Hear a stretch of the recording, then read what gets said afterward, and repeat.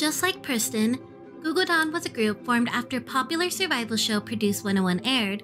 The group had what many considered some of the best third-generation vocals and talent all put into one group, but had yet to find their own sound and concept to keep the attention of the public in an oversaturated industry where very few groups would make a name for themselves and win over the public's affection. Last month, I did a mini dive into the history of Pristin and how their company gradually stopped supporting the girls as soon as they saw their popularity hit a plateau. I wanted to follow up the video with Gugudan because of similar experiences, and coincidentally enough, breaking news just hit that the group disbanded. Hi everyone, and welcome back to Midnight Theories. And if you're new here, welcome to Midnight Theories. Forget everything you thought you knew about K-pop. Welcome to your new home for all K-pop related theories, urban legends, and news. Enjoy your stay, consider dropping a like, subscribe, and don't forget to hit that bell to be notified when I release a new video. In January 2016, Jellyfish Entertainment introduced their first female trainees through Produce 101. Produce 101 is known to be the starting point for big-name groups and idols such as Chungha, Pristin, Samuel, AB6, G-Idol, Cosmic Girls, Kang Daniel, i.o.i, and the list can keep going on. Gugudan is another Produce 101 alum group where 3 out of its 9 members participated and competed on the survival show. Mina, Nayoung, and Sejong were a powerhouse vocal trio that awed the trainees and trainers since their audition. Hey, let me show you what I wanna roll to if you kick it off. They were praised for their high skill level and complimented for their stage performance. The members were very popular contestants, so much so that it earned 2 of the trainee spots in the group's final lineup.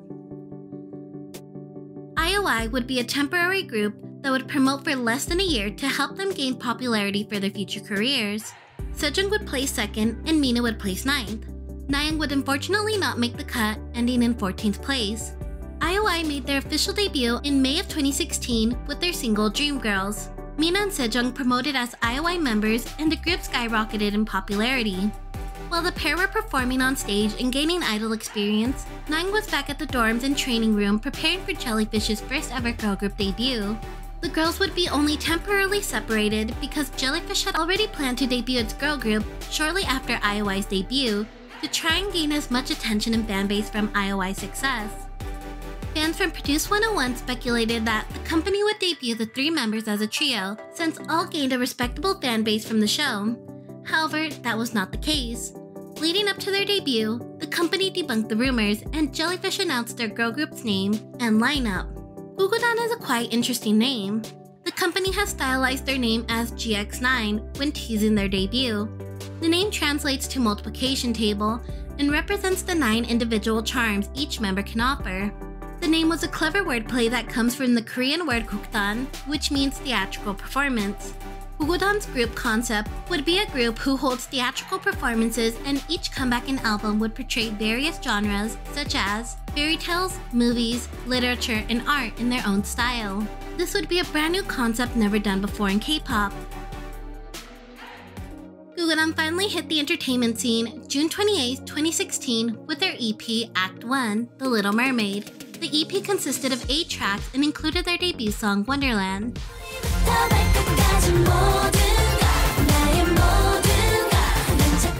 Wonderland is a cheery, sweet bubblegum pop song that latched onto the current trends of 2016 girl groups and took visual inspiration from magical fairy tale-like scenes and underwater concept. Jellyfish Entertainment is known for their various captivating world and story-building concepts from their previous Act 6, which in turn they received the nicknames Kings of Concepts. So naturally, all eyes were anticipating Gugudan's debut. The song received underwhelming reviews from fans and curious listeners wondering why the company chose to stick with the mediocre song and not a more attention-grabbing debut to garner more attention. Nonetheless, the title track Wonderland peaked at 38 on the Gaon digital charts, while the album peaked at number 2 on the Gaon album charts and sold over 12,000 copies on its initial release. The day of their debut, the girls held a showcase to promote their album and interact with fans. The same day, their official Twitter account, they introduced their fans to their new furry friend. Similar to VIX, Jellyfish Entertainment gave the girl group their very own mascot named Gyu. This fox mascot primary role would be to deliver news and updates on the group, as well as interact with their fans. Just like Jellyfish wanted, the group was in the public eye and gained media attention, but not in the way they expected. Netizens were quick to accuse the girl group of plagiarism. Netizens were angered that the group stole the boy group Snooper's heart-shaped logo. The accusation spread like wildfire, and more netizens caught wind of the accusations and were quick to find other forms of alleged copying. The group introduction, choreography, and logo were picked apart by anti-fans. Netizens claimed that their introduction was a mix of TWICE and NCT's introductions, even down to the hand motions. In the choreography, they accused them of stealing parts from other groups' choreography. If those accusations were not a big enough hit to the girls, online forums appeared where so-called fans talked about their quote, bland visuals. These so-called fans were starstruck at the members' beautiful visuals and praised them for their beauty, but they claimed that they looked so different in real life that they were disappointed at how average they looked. Their debut took a rough start, but months to come, the 9-member ensemble would promote their album through various avenues, and Mina and Sejong would shortly part from the group and focus on i.o.i schedules, preparing and promoting their second album. In October, the girls would receive a short break right before they were back on stage and were headed back to the studio preparing for their comeback. In December, Gugudan participated in the label's annual Christmas project alongside their star-studded label mates and released their song Falling. Between October 2016 to January 2017, Mina and Sejong promoted as i.o.i members almost exclusively right up until their disbandment. In the months between, the two members along with the i.o.i members were booked back-to-back with fan signs, music shows, TV appearances, and award shows, just to name a few. And let's not forget Sejong's solo debut in November of 2016 with her single Flower Way, and she would eventually get her first win with this song. Meanwhile, the other members of Gugudan were working on separate events such as fan signs, Fashion Week, V-Lives, and cover projects to showcase the other members and other mini events. January 17th, i.o.i released their final song and would disband January 29th once their contract expired. And without a break, Mina and Sejong were up to bat preparing for Gugudan's first comeback. To say this pair were overworked would be an understatement. By the way, keep this in mind because I will touch on this later in the video. Leading up to Gugudan's first comeback, the group released teasers in the form of highlight melodies, music video teasers, and concept photos. Their second mini-album titled Act 2, Narcissus, graced our ears on February 27, 2017 with their track A Girl Like Me. A Girl Like Me is an upbeat song with a slight retro feel. The public and fans praised this comeback for its adventurous sound and slightly mature visuals. This comeback is what the public was asking for their debut. The music video and song took themes of narcissism and reinterpreted the meaning to express a more positive message. Their second mini-album was a commercial success. Act 2 was originally set to release on February 28th, but due to major Korean music sites reforming their charts, the company decided to have an early release. This was a good decision on their part. In turn, the album debuted at number 3 on the Gaon album chart, and their title track debuted at 38th on the digital chart, selling close to 50,000 digital downloads. Between March and April, the group had less than a handful of days to reset from commuting to music shows, concerts, fan meetings, and interviews. Further fulfilling their jam-packed schedule, in May, Jellyfish Entertainment informed the fans that member Mina was injured and would be taking a break from future schedules. That same day, Mina was obligated to complete her event alongside the group and forced to perform on her knee injury. This is where fans really started to notice how the members were being mistreated, and we'd slowly realize that this was an ongoing trend for the years to come. Jellyfish Entertainment released a statement on the matter. In May, Sejong and Nayoung were guests on Abnormal Summit. The topic of discussion was sleep. The pair jokingly said that they'd rather pick sleep over food due to their experience as idols. But what Sejong revealed was rather heartbreaking. Sejong explained to the host that an idol schedule is divided into two parts, the active period and the inactive period. During early stages after I debuted, I once slept for only an hour in the span of 4 days because we had continuous schedules. I had to shoot a commercial as well as entertainment programs, all while promoting with the group as well. Remember when I said Mina and Sejong were being overworked? Well, this was the result. And what I failed to mention earlier was that during her back-to-back promotions from i.o.i to Gugudan, Sejong was under severe criticism for her quote, making repeated mistakes during performances. During a performance for i.o.i, the audience pointed out several times where the idol forgot her choreography. Fans came to her defense and accused Jellyfish Entertainment for overworking the idol. This would not be the only time where Sejong would be the target of malicious comments. The young idol has always been a hot topic due to her jaw-dropping visuals, angelic vocals, and even more angelic personality. Some had said that due to those reasons, it has caused her to be the focus of hurtful comments and rumors. Gaining popularity from Produce 101 and i.o.i, and her amazing vocals, Sejong was in demand from brands and networks and accused of being favored by the company. Netizens speculated that this is one of the factors that drove Jellyfish Entertainment to threaten legal action against people who make malicious comments or rumors on the group. July 2017, Gugudan teased their first ever subunit through music video teasers and colorful Candyland concept photos. This subunit would later be known as Ogu Ogu. The name was cleverly played on by the pair's represented numbers in Gugudan. The pair are also two of the youngest members in the group. The company chose them specifically to show off their cute, fresh charms and chemistry to grab the attention of new fans. Fans were excited with the news and anticipated the subunit, eagerly waiting to see a new side of Gugudan. August 11, 2017, duo Mina and Haeyeon released their sugary sweet single, Ice Chew. The song was a funky disco-inspired upbeat tune that can have just about anyone dancing and singing to their wacky chorus. The music video translates that feeling by transporting you to a set that looks to be straight out of the overly sweet, saturated world of Candyland. This MV would also bring viewers reminiscent of the similar wacky concepts from Orange Caramel. The duo promoted the entire month of August, performing from music show to music show and a few fan events. This was also around the time where fans and the media really started to notice Mina's dramatic weight loss.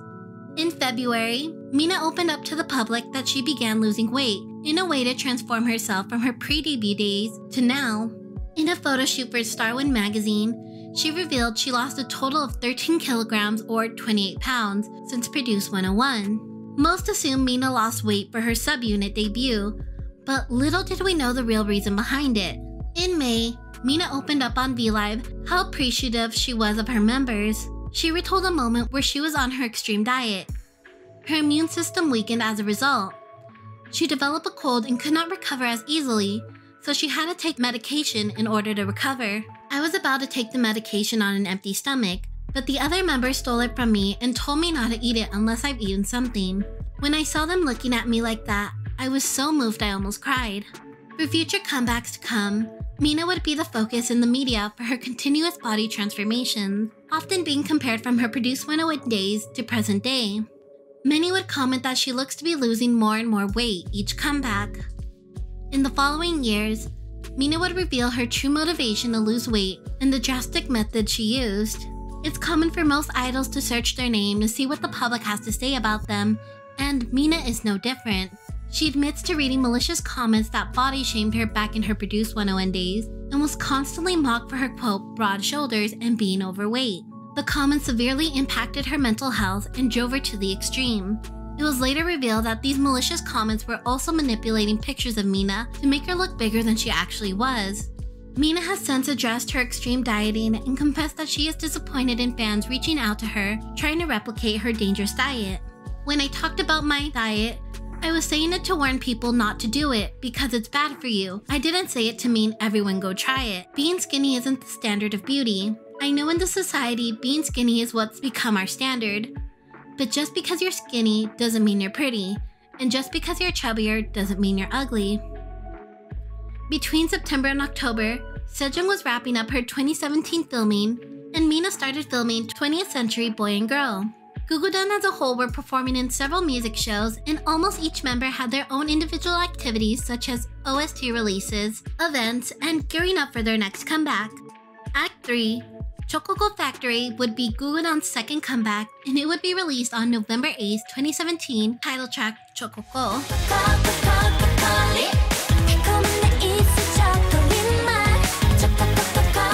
This would be the girl group's first comeback as an 8-member group. Prior to their comeback, member So-yi went on hiatus to recover from a past shoulder injury and would resume activities once she was cleared. This album concept, Gugudan would take inspiration from childhood classic Charlie and the Chocolate Factory. The music video would also play around with this inspiration and other popular chocolate treats. Act 3 debuted at 8 on the Gugudan album chart, and Chococo debuted at 98 on the digital chart, selling an underwhelming 17,000 downloads. This was the point where the group started to see a decline in album sales and slowly lose the public's interest. Just like each comeback, the group did their normal rounds of promotions. The single never won any awards, but at the end of the year award shows, the group was nominated in various notable categories, but only won the Rising Star Award and Best Performance Award. A new year, a new comeback. Jellyfish Entertainment were eager to announce that i.o.i would be making a return in the group's next comeback. Powering up for their next album, Gugudan hyped up their fans with individual teasers and MV teasers for their new mature concept and album. The group also revealed a waltz a cappella version of their yet-to-be-released song, The Boots.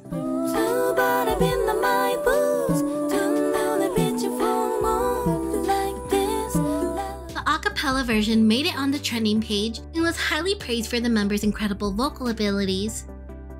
Act 4's Kate Sith released February 1st along with their previous title track, The Boots.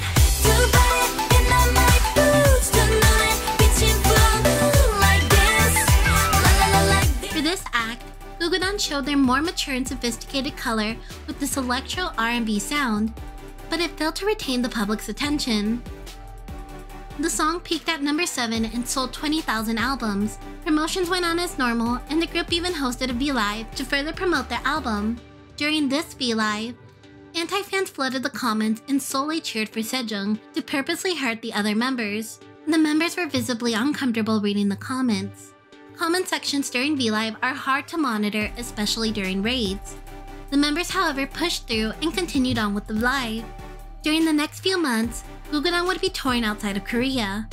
It was also around May when member Haeyeon would allegedly halt activities due to health concerns.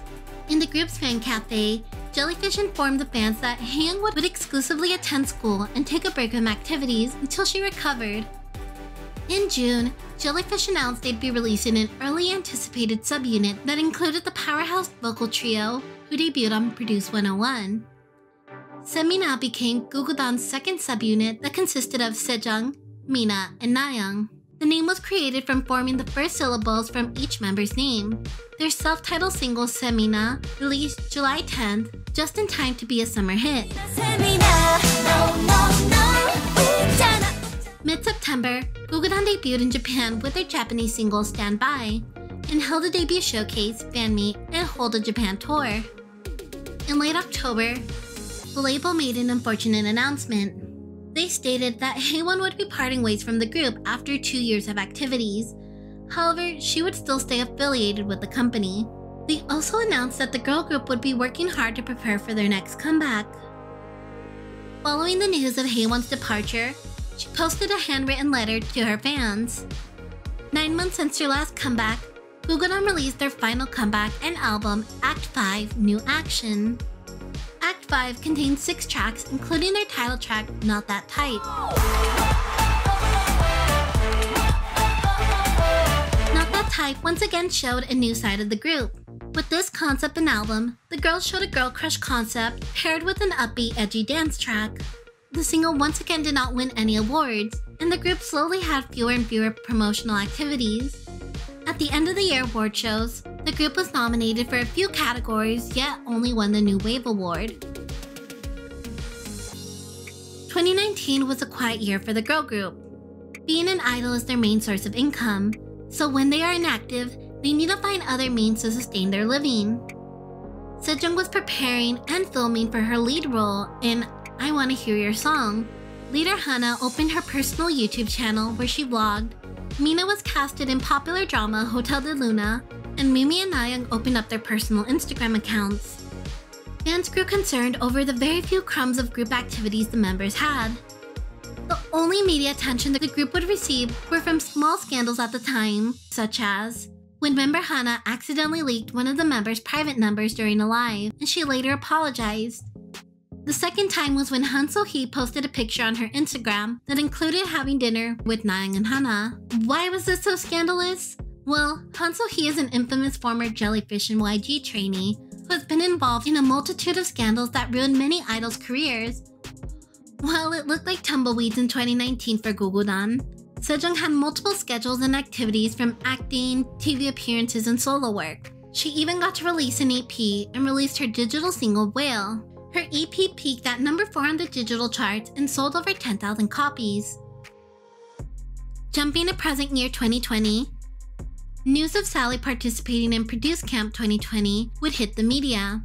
Produce Camp 2020 is the Chinese version of Produce 101. She competed on the show in April 2020 and ranked 6th place, leading her to debut in temporary girl group Bon Bon Girls 303. Her bandmates fully supported her when she was on the show and congratulated her when she won a spot in the final lineup. While she was on the show, she made a heart-rendering claim during an interview. She said that the company basically kicked out all the members of Gugudan from their dorms and told them there was no need for them to come back. Her full interview reads as follows. I was a trainee for 5 months before I officially debuted. That was when I realized I was really lacking a lot. We would go to music stations to promote and do other performances. Other members would have their programs, but I would only be there for the schedule when the majority of the group is present. If they're promoting in small groups, I would not be there. Because our group had 2 members that had already had their own fan bases, most of everyone's attention were on them. When we do our schedules and we introduce ourselves, for example, for someone who is really popular, the audience would go, "Wah!" But for me, the audience would go, "Wah!" The difference is very big.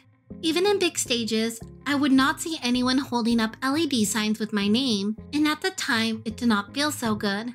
Reaching 2019, during Lunar New Year period, the company allowed us to go home. We asked them until when. The company told us not to come back until they tell us to come back. They even asked us to pack our dormitories and take back our things. We realized what was happening. No one wanted to go home, so we were just hanging around the dormitory. We'd hang around until we couldn't do so anymore. Everyone else went home, but I was unable to go home, so I stayed back in the dormitory because if I had went home, my parents will know my situation, and they will tell me to stop what I'm doing and stay by their side. They'd find me a normal office job, so that was why I didn't dare to go home. Until now, my parents still don't know my situation from that time. I also don't know how to explain to them. They ask me what I'm doing, but I'm just in the dormitory crying. I have to tell them that I'm working and I'm performing. In early June, fans also noticed most of Gugudan's songs and albums were removed or made unavailable to US listeners from popular streaming sites. All these incidents adding up caused fans to panic and worried that the group was in danger of or already quietly disbanded. On the day of their 4th anniversary, Gugudan made one of their last full group appearances. They held a live broadcast to celebrate the occasion with their fans and reminisce on memorable moments they had being a member of Gugudan. After a dry spell of no comeback or group activities, breaking news was reported on December 30th, 2020 that Gugudan disbanded, yet all of the members would stay under the company. Jellyfish Entertainment broke the news on the group's Gang Cafe and said this. Hello, this is Jellyfish Entertainment. First of all, we'd like to thank the fans for loving and supporting Gugudan. We would like to give you our official position regarding the group activities. All the members of Gugudan have been working hard and receiving a lot of love since their debut. But after a long and in-depth discussion, we have decided that we will officially end their group activities on December 31st, 2020. Although the group activities are over, we will do our best to provide full support for the individual activities such as music and acting. Thank you once again for your great support, and we sincerely apologize for the sudden news to the fans who love Gugudan. Lastly, please continue to show warm love and interest to the members who are about to make a fresh start. Thank you. Fans have since flooded the members' personal SNS accounts, thanking them for their hard work, wishing them luck on their future endeavors. Others are mourning their disbandment and streaming their albums and music videos to help them through the news.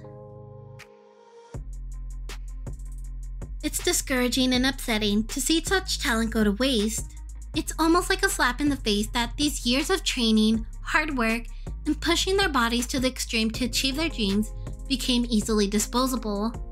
Through the years, Gugudan paid homage to numerous classics in literature, art, movies, and pop culture.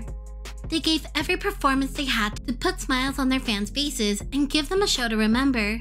Gugudan took their final bow, closing their doors to the Gugudan Theater without one last final performance. I wish all of the members the best of luck in their new chapter. I think it's for the best that they find their own avenues wherever it may take them, instead of being locked away for who knows how long and not do anything. Did you predict Gugudan's disbandment? Were you a fan of theirs before the announcement? And if so, how do you feel about the disbandment news and the way the company treated the girls? Let me know all your thoughts and comments down below. And as always, thank you for watching and enjoy your stay.